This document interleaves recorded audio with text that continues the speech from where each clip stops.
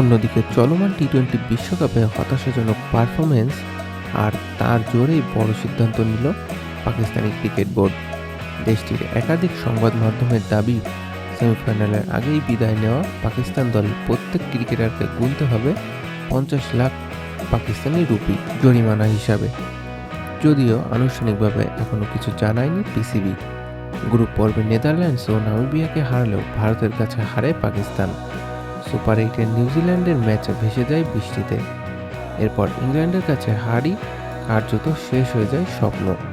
শেষ ম্যাচে শ্রীলঙ্কাকে হারলেও রান ব্যবধানে পিছিয়ে থাকায় বাদ পড়ে সালমান আগার দল। এই জরিমানায় সন্তুষ্ট নয় সাবেক অধিনায়ক শাহিদ আফ্রিদি।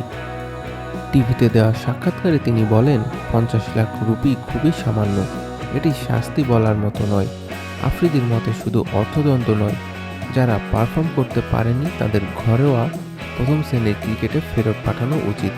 এমনকি কিছু খেলোয়াড়কে অন্তত 2 বছর জাতীয় দলের বাইরে রাখার পরামর্শ দিয়েছেন তিনি।